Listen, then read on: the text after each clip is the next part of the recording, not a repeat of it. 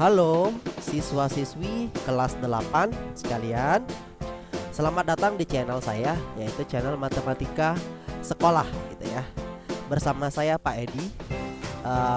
Kali ini saya akan membahas bagian pertama dari pembelajaran kita di bab 2 kelas 8 ya. Sebenarnya video ini saya khususkan kepada siswa-siswi saya di SMP Swasta Cahaya Kemuliaan. Tetapi saya mau coba berbagi kepada semuanya. Jadi semua siswa-siswi kelas 8 dimanapun kalian berada, kalian bisa bergabung untuk belajar bersama di channel ini ya. Nah, kali ini pada video yang sekarang ini saya akan ngebahas tentang koordinat kartesius pada bagian pertama. Karena seperti biasa, kalian harus siapkan alat tulis kalian sebelum kita memulai pelajarannya. So, siapkan alat tulis kalian, mari kita mulai ya. Nah, seperti biasa juga di dalam video pembelajaran yang saya buat, saya selalu menyertakan tujuan pembelajaran supaya kita benar-benar jelas kita hari ini belajarnya apa sih gitu ya. Tujuan kita nonton video ini apa? Tujuan kita belajar hari ini apa gitu ya. Jadi, saya sudah menetapkan 3 tujuan di dalam satu video ini. Yang pertama adalah memahami maksud dari koordinat kartesius dan bidang kartesius. Tujuan yang kedua, kita akan mengenal istilah-istilah yang ada pada bidang kartesius. Tujuan yang ketiga, kita akan memahami cara membuat garis, bilangan, dan menentukan kuadran. Nah, seperti yang kita ketahui sebenarnya bidang kartesius atau koordinat kartesius tidak hanya ini. Cuman saya akan buat video tentang koordinat kartesius ini menjadi 2 bagian. Yang pertama ini kita akan belajar mengenal dulu, memahami konsepnya seperti apa, dan memahami cara-caranya seperti apa.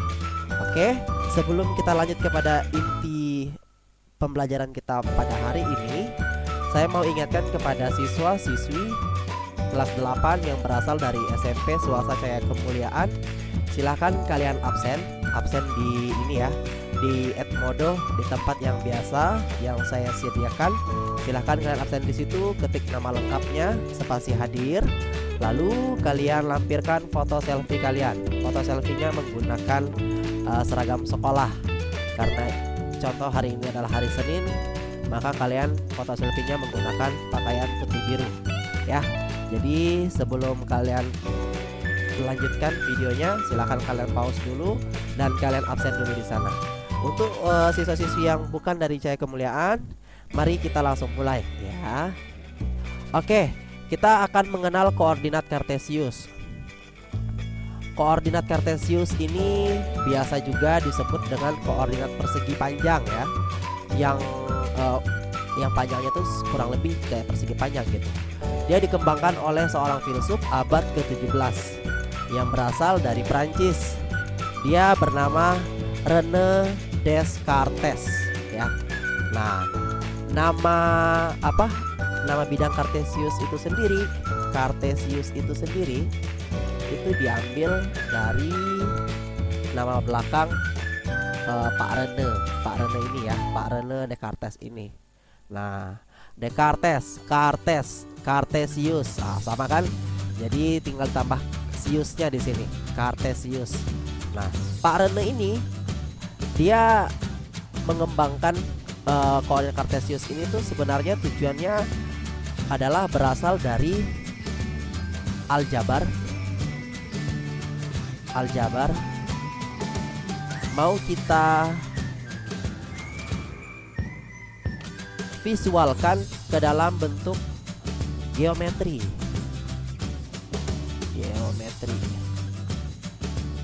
Itu tujuannya Pak René ini mengembangkan koordinat kartesius. Sebagai contoh nih ya, yang ada di tabel-tabel ini kan aljabar nih. Aljabarnya misalnya ada Y sama dengan 2X.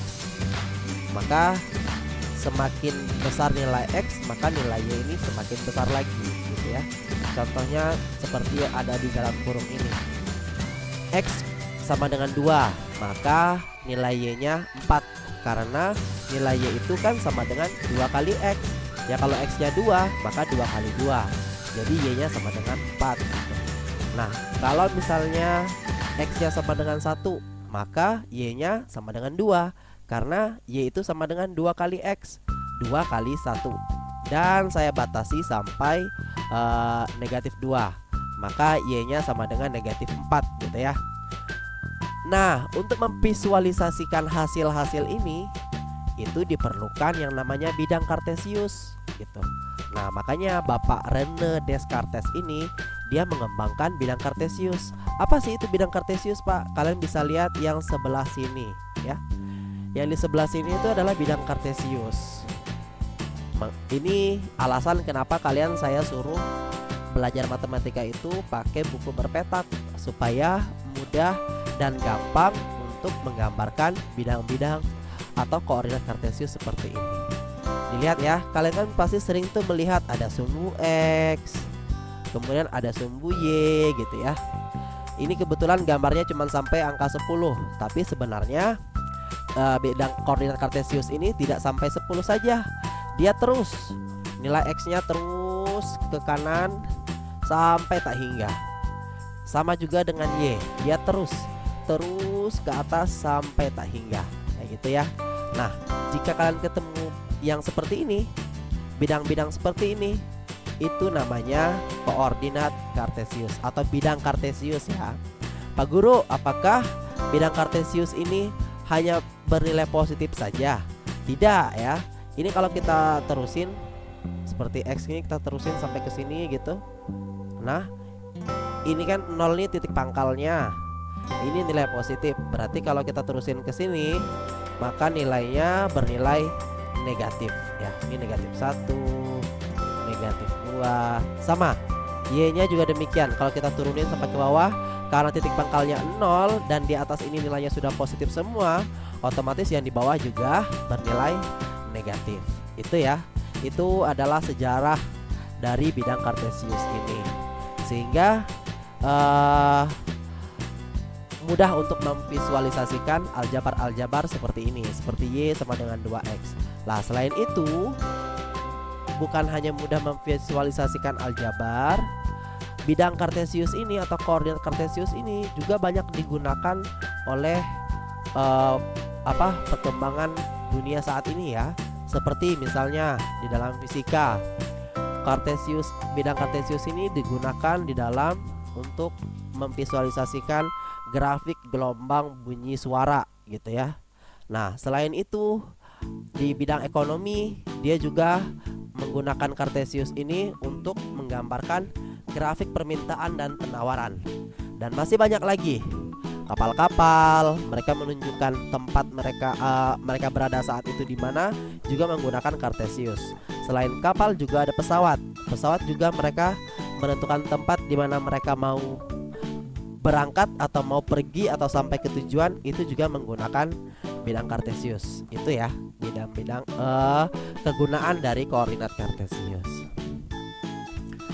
Sekarang kita masuk kepada istilah pada bidang kartesius. Nah seperti yang saya sudah katakan tadi, sumbu X ini tidak hanya bernilai positif, tetapi dia juga bisa bernilai negatif. Semakin dia ke kiri, semakin negatif nilainya. Semakin dia ke kanan melewati pangkal, maka dia semakin positif nilainya. Sama dengan sumbu Y nya, semakin dia ke atas gitu ya. Nah ini 0 atas nilainya positif, ini 0 ke bawah nilainya negatif. Nah ada dua rambu-rambu juga yang saya buat di sini ya, yaitu rambu-rambu pertama, sumbu X divisualisasikan secara horizontal dari kiri ke kanan ya. Dari kiri sini, ada ini horizontal nih, kiri ke kanan. Ini sumbu X kanan. Sorry agak jelek karena belum terbiasa ya. Kemudian rambu yang kedua, sumbu Y divisualisasikan secara vertikal dari atas ke bawah. Dari atas ini ke bawah atau vertikal. Nah, di sumbu Y. Jangan terbalik ya. Nanti kalau yang dari atas ke bawah atau dari bawah ke atas itu adalah sumbu Y.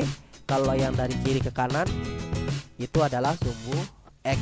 Jangan sampai terbalik untuk menentukan istilah yang ada pada bidang kartesius ini. Itu adalah istilah yang pertama. Kemudian kita akan masuk kepada istilah yang kedua. Sekalian kita langsung menggambar koordinat kartesius gitu ya. Nah, posisi titik pada bidang kartesius ditulis dalam bentuk koordinat X, Y atau absis, ordinat. Perhatikan, kita pahami dulu kalimat ini. Pada posisi titik pada bidang kartesius ditulis dalam bentuk koordinat X, Y. Lihat nih, kalian perhatikan betul X, Y ini ya. Kalian lihat cara penulisannya, dia menggunakan kurung biasa. Kalau dulu waktu kamu kelas 7 kamu belajar ada yang namanya kurung seperti ini atau kurung kurawal gitu ya. Nah, ini kalau nanti ada angka di dalam kurung kurawal ini itu namanya kurung himpunan.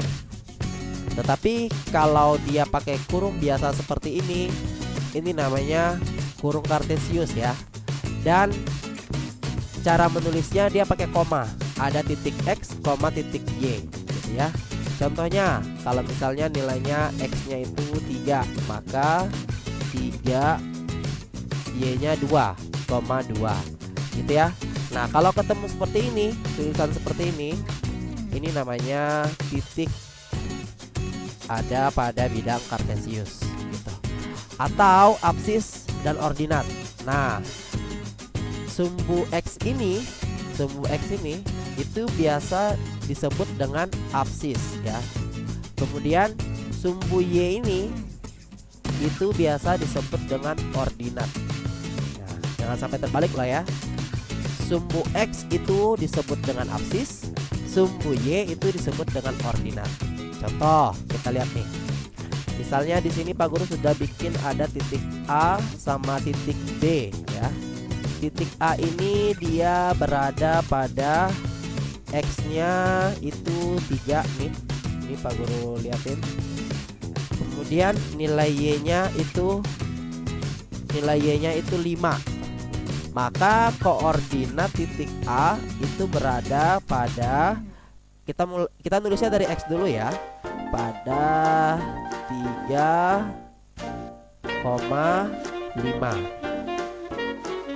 Oke, 3,5 kayak gitu. Kemudian berapa nilai absis titik A tersebut? Absisnya kan tadi kita sudah tahu tuh di atas bahwa nilai absis itu adalah nilai yang ada di sumbu X. Yang ada di sumbu X adalah 3, maka absis dari titik A adalah 3. Kemudian ordinat, karena 3 di sumbu X sudah kita sebutkan, maka sisa sumbu Y doang kan, sisa 5-nya. Maka ordinat titik A adalah 5 gitu. Contoh yang kedua, kita bisa lihat ada titik B. Titik B itu kalau kita lihat, kita cari dulu. Ternyata dia berada di, kalau sumbu X-nya dia negatif 4. Negatif 4. Kemudian kalau di sumbu Y-nya dia berada pada negatif 3. Negatif 3. Nah, sekarang kamu jawab sendiri deh. Absis titik B itu berapa? Negatif 4. Ordinat titik B berapa? Negatif 3 gitu ya. Gampang kan? Jadi di dalam koordinat kartesius ini atau bidang kartesius ini, selain nama sumbunya itu X dan Y, cara penulisannya pakai kurung biasa.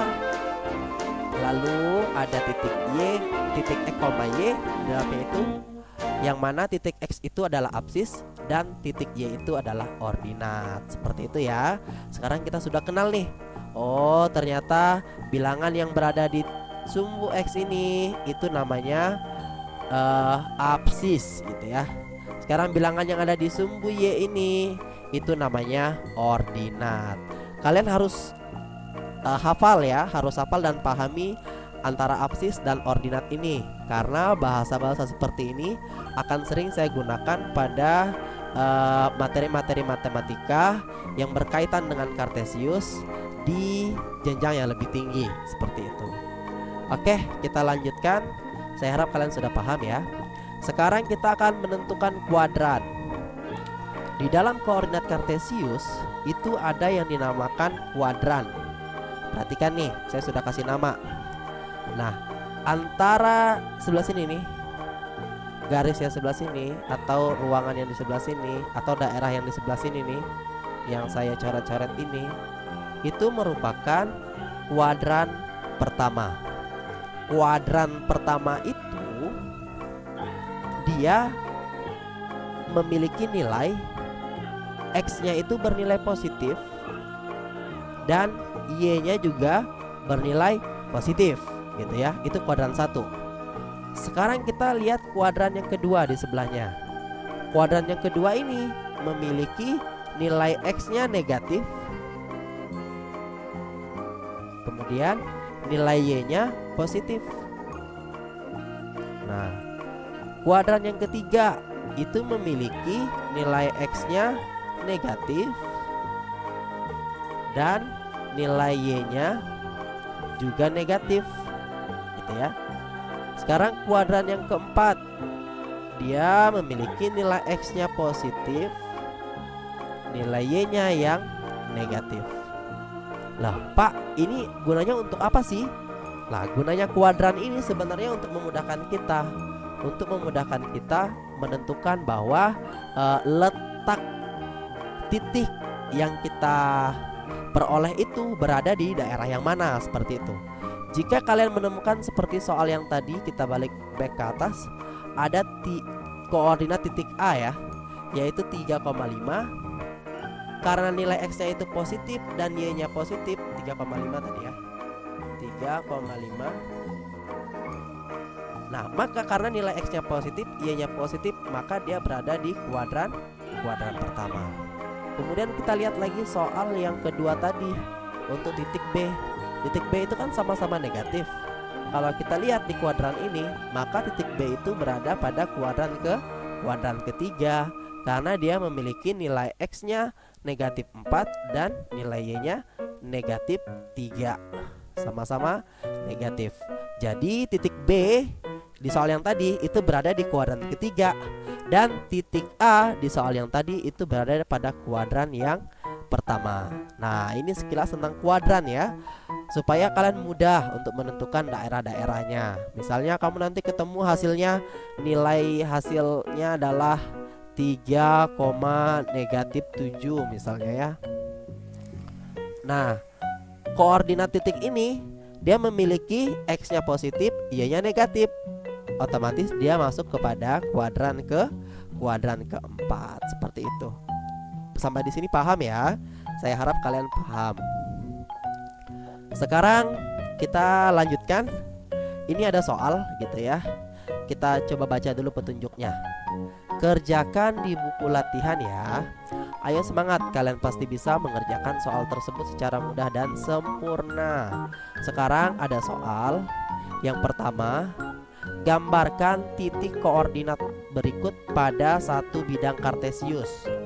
Yang pertama ada titik E 3,-5, titik B, titik D ya 4,7, titik I negatif 2,-5, titik S 6,-9, titik U negatif 8,-7. Gambarkan kelima titik ini dalam satu bidang Kartesius. Kemudian tentukan absis dan ordinat dari masing-masing titik di atas. Nah, sekarang kalian latihan ya. Kerjakan ini di buku latihan. Untuk siswa-siswi kelas 8 SMP Swasta Cahaya Kemuliaan, silahkan kalian pause dulu video ini. Kemudian nanti kalian lanjutkan lagi. Saya kasih waktu sekitar 20 menit untuk kalian menjawab soal ini ya. Untuk kalian menjawab soal ini. Kalau sudah selesai, silahkan kalian kumpulkan di Edmodo di bagian yang sudah saya siapkan ya. Jadi Caranya kerjakan di buku latihan, difotokan saja jawabannya, kemudian kirim ke Edmodo. Nanti biar saya nilai. Oke, sampai di sini paham? Saya harap kalian paham. Silakan kalian kerjakan soalnya. Baiklah, siswa-siswi kelas 8 sekalian atau semuanya dimanapun kalian berada. Demikian video pembelajaran kita kali ini, yaitu tentang koordinat kartesius bagian pertama atau part 1 ya. Saya harap apa yang sudah kita pelajari hari ini itu bisa kalian pahami dan kalian selesaikan soal-soal latihannya. Tadi kita sudah belajar tentang mengenal koordinat kartesius itu seperti apa. Kemudian kita sudah mengenal istilah yang ada pada bidang kartesius. Dan yang terakhir kita sudah membuat garis bilangan atau bidangnya, bidang kartesius. Dan kita sudah kenal kuadran-kuadrannya, yang ini ada kuadran 1, kuadran 2, kuadran 3, kuadran 4. Mari kita simpulkan. Di kuadran 1 itu nilai X-nya positif dan nilai Y-nya positif. Di kuadran kedua nilai X-nya negatif, nilai Y-nya positif. Di kuadran ketiga nilai X dan nilai Y itu sama-sama bernilai negatif. Kemudian di kuadran keempat nilai X-nya positif dan nilai Y-nya negatif. Sampai di sini dulu pertemuan kita. Kita akan lanjutkan di pertemuan berikutnya, masih berbicara tentang koordinat kartesius di bagian kedua. Sampai di sini saya ucapkan terima kasih dan Tuhan Yesus memberkati.